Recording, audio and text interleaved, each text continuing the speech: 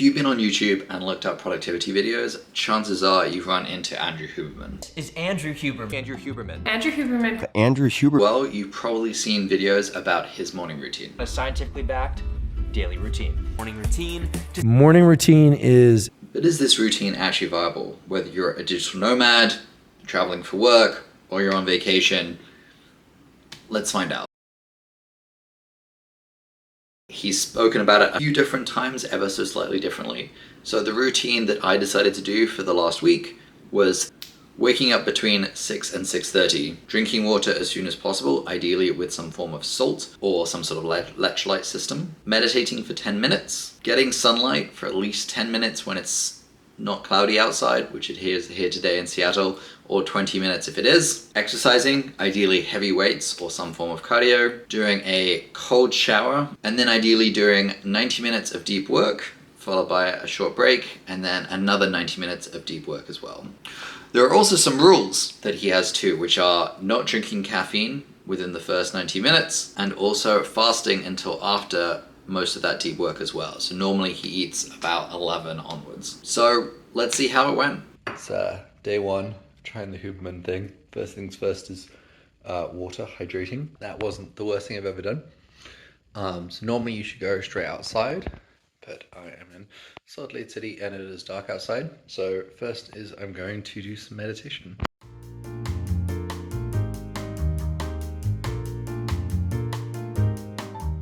Just meditated, which was much harder as I haven't meditated for a couple of months now. So the sun is, as you can see, almost up now. So my goal is to go outside, do sort of 20-30 minutes of focused work.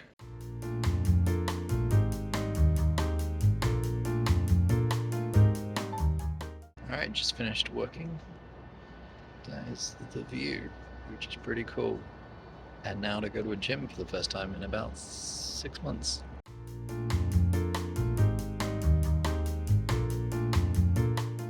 It's amazing how many machines I don't know how to use. So next up is the worrying thing, a cold shower. Alright, well, here goes nothing. Cold.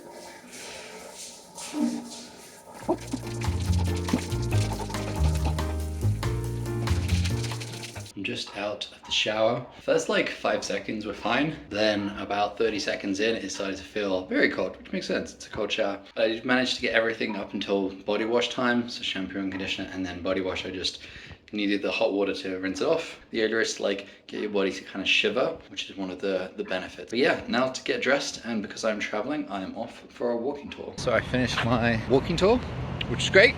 Ashley, we ended up having a quite existential conversation, and now heading back to do an hour and a half at least of deep work.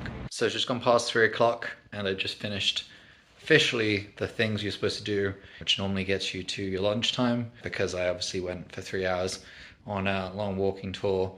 Didn't really sort of like work, but tomorrow I'm a little bit worried because I'm doing an 8 o'clock trip for 5.5 hours. So I need to get up even earlier. All right, day one done. It's 6 a.m. on a Sunday. I have a 8 a.m. tour that I've got to get up, try and do as much of the routine as possible. Let's do this. It's almost 8 o'clock. Tour now. Sun, luckily the clocks went back, which means that my early morning wasn't that early. Yeah, no deep work though. So I had to skip that, and I've only got a protein bar for breakfast. Yeah, tomorrow will hopefully be a little bit more structured. We'll see.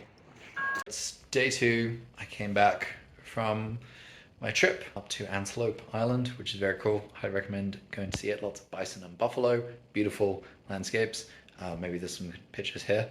But came back, did family calls, which I normally do on Sunday. So I've technically now finished the morning routine at 4:45. Not the easiest to necessarily do, but especially so late. But tomorrow I am expecting it to be a lot easier, as I've not planned any extracurricular stuff. Day 3, and I got everything done just past 10 o'clock. So I just finished my deep work, had my cup of tea. It feels good to have actually done everything in the morning routine in the morning. So tomorrow's a travel day, but I'm hoping to get everything done. It's going well so far.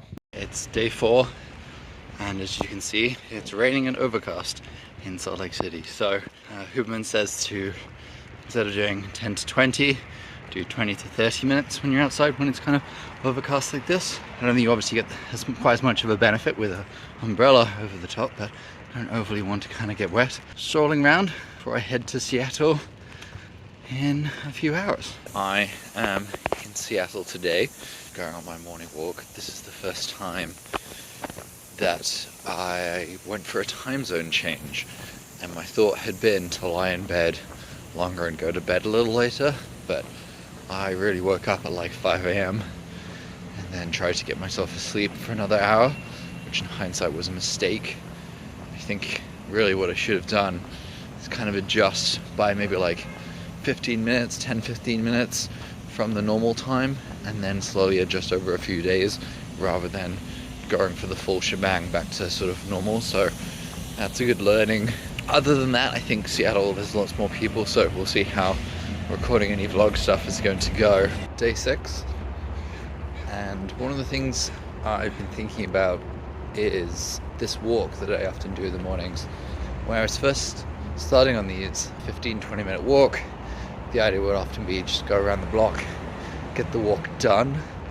But when you're traveling, it really doesn't make sense because you're just walking around a small block area and not really experiencing it. So yesterday I ended up walking down to Sonder, I think they call it, basically the sort of lake slash sea slash inlet type area of sort of Seattle. It was really nice, and I actually felt like I had achieved something in the walk. Top tips now is walking maybe a little bit longer so you get to experience more of this place.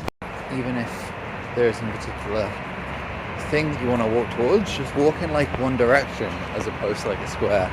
So I just took the direction I didn't walk yesterday and looked out, and you can actually see the Seattle Needle up there. So I'm actually thinking I might even walk to that today as well. I think it's very easy to get into habits of when it comes to just doing the same thing. And if you're only in a place for like a few days, a few weeks, a few months, it's worth sort of going off the beaten path a little bit and seeing what you can see.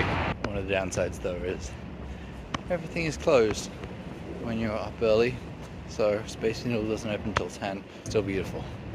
It's just gone midnight on day 6, and tomorrow I have to get up at between 6 and 6:30. This is the latest I've been up since I started this, so I'm a little worried how I'm going to feel tomorrow. I'm still going to try and do it. If this works correctly, you'll see me in a few seconds.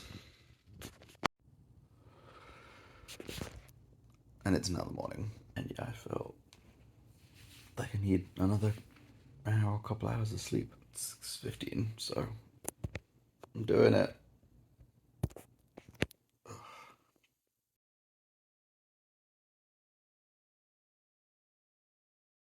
Let's talk about the benefits. First off, I feel like I've been more productive. It's really cool if before 9:30 you've done your big task for the day. It also feels like everything that you've done before that really kind of sets you up nicely for that. I've actually felt I'm doing a lot more in the cities that I've been in as well, because I'm getting up, I'm going out exploring, I'm kind of seeing more stuff, and also because I've done a lot of work before 10 o'clock, it also means I feel less guilty about any of the times when maybe I take a break in the afternoons. I've been going to bed much earlier, which some would see as a negative, but generally speaking, after 10 o'clock, most people are generally watching Netflix or staying up for too many drinks, so finishing early also means that I'm generally not wasting my time. Doing meditation has been really helpful for learning about certain activities that have triggered me or made me feel sadder, especially traveling alone. It's really good to sort of notice those, and meditating allows you to kind of have that inner perspective, acknowledgement that how you're feeling in that particular moment isn't really you. And probably one of the best benefits has been you don't have to really think about what you're actually doing first thing in the morning. Sometimes if you're traveling, you sort of wake up, you're not really sure, so you generally spend a lot of time doom scrolling on your phone, whereas having a morning routine and knowing the first thing you got to do is get out of bed and have some salty water actually sort of allowed me to kickstart my day really well. So what are the downsides of doing Huberman's routine like this? Firstly, it can be really hard to fit a lot of this stuff into the day, especially if you're doing a morning activity in the particular city, how much do you do before that activity? How much do you do after that activity? Do you even get the benefits from some of those activities because you're doing them in the afternoons and stuff? I think that can be quite tough. Secondly, it made showering my least favorite thing to do in the morning. I love a good long hot shower, and the idea of the first thing as I jump into the shower being very cold is really tough. So would I recommend actually doing this? 100%. I'm a big believer in trying different things out, especially when it comes to habits and routines. Huberman's got a load of different ones, a lot of things that people either know they should be doing or things that they've never sort of experienced or tried. So giving this a go for just 7 days for me right now has been really helpful for me to kind of figure out what I like and what I'm going to keep going. So on that basis, what are the things I'm actually going to keep? Early mornings, definitely going to keep them. It's amazing, as I said before, how productive you can feel, how much you can get done, and having that early structure I think has been really helpful. Salt water, that's a no. I did enjoy having the first activity be very easy to sort of achieve. You just have to get out of bed, pour water and salt into it. So I have been thinking more about maybe doing a protein shake, which is sort of what Tim Ferriss does in his sort of 4 hours light body. But at the very least, having a cold glass of water I think is great. But the salt just kind of ruined it. I don't really feel like I need more salt in my light diet, so I'm probably going to get rid of that. Meditation, definitely, yep. If you've never done meditation before, it can be quite hard to kind of get into. The key thing is just to give yourself permission to be bad at it for the first few weeks. And actually, to be honest, coming back into meditation this time has been a little tough to start with, but after a week I feel a lot more comfortable doing the meditation. I feel like I'm getting more of the benefits I like out of it, so definitely a thumbs up. Sunlight in the morning, definitely a double thumbs up for that. Being able to go and see the places that I am at and actually experiencing and feeling like even before 10 o'clock that I've seen some of the city has been great. I feel like I do feel more awake in the mornings, which is, I think, part of there's a lot of evidence about having sunlight first thing, so definitely a thumbs up for that. Deep work first thing in the morning, definitely a thumbs up. It's really great to achieve your main tasks before 11 o'clock in the day, and that allows you for the rest of the day to kind of feel less guilty about the other activities that you want to do when you're experiencing like a new city as well. I also think it's important to not feel bad if you have to do your deep work after an activity as well, but getting that done has been a real way of me feeling much more productive before doing this routine. No caffeine, thumbs up. I'm a tea drinker, so it wasn't too big of a deal, and I'm sure this is the one that a lot of people would kind of struggle with, but there's a load of stuff Huberman actually talks about on his podcast about the downsides of drinking caffeinated drinks first thing in the morning and how it can sort of like affect your metabolism. So definitely a thumbs up for removing caffeine, and I just have my cup of tea normally an hour and a half to 2 hours after I wake up. And lastly, no eating is also a thumbs up. I was actually been doing this for a number of months before trying this routine out.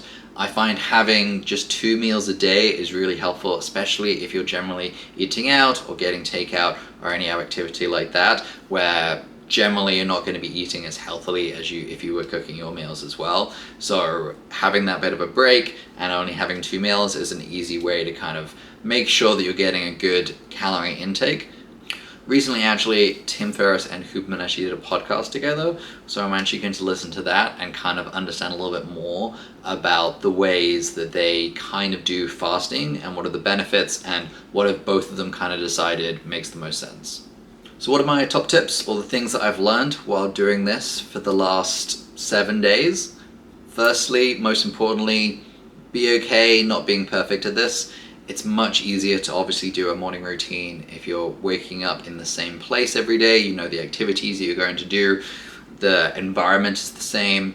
You're able to structure your week knowing that you're going to kind of do this morning routine. If you're traveling, sometimes there are activities like a walking tour or a food tour or something like that, which are only available on certain days at certain times, so you can't really move your life around that. So just giving yourself permission to know that even though you're trying, it's okay not to do this perfectly every day. Next is making it work for you. As I was traveling around, sometimes I was 30-40 minutes away from a gym, so instead I would do a several-hour hike, which worked out really nicely for me, and I still kind of got a lot of the benefits from doing a sort of cardio day as well. So knowing that you don't have to do it exactly how they've laid it out for you. However, talking about that, generally speaking, having an Airbnb with a gym or near a gym, I think is even more valuable than having a gym at home. It's very easy to view a gym as a secondary activity during exercise, and just having it in the building and knowing it's kind of there makes it much easier to decide I am going to go and do that workout rather than I am going to play on my phone or turn on the TV or some other activity that just doesn't give you those benefits. Next, I found that the time when I was doing deep work, it was really important to plan out that deep work. So first thing, for the first 5 minutes, I would actually use a tool called Sunsama, which allows me to kind of plan out the tasks, see what I had on my calendar, and decide which of the tasks that I wanted to do first, which were actually the most important.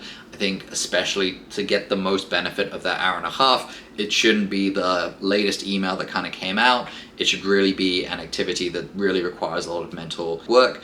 If you're somebody who is doing a regular job first thing in the morning, and maybe your job is more of a support job, so it's more reactive, it might not feel like doing proactive work makes sense, but that proactive work can also be things working on your side hustle.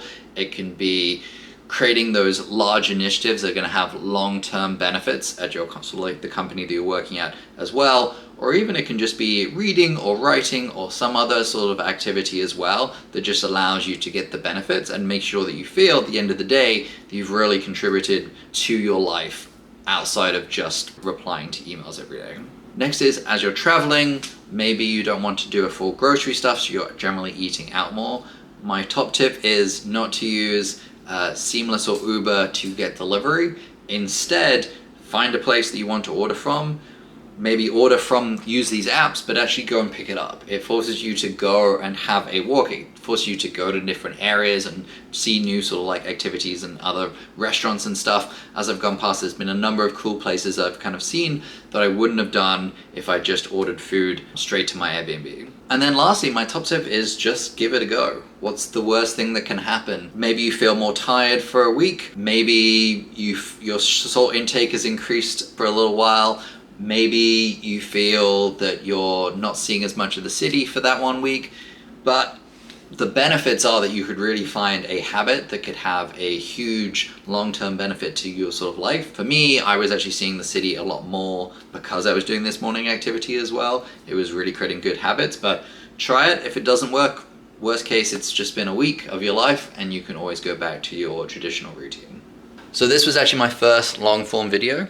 Would love to hear what you liked about it, what you didn't like about it, what I could do better. If there are other ideas that you have of morning routines or habits that you think are really helpful when sort of like traveling, I would love to hear those in the comments, and would love to hear what you guys think I should do next. Is this format useful to you? And what would you like to hear more from me? So thanks so much for watching, and hopefully I will see you again soon. Peace.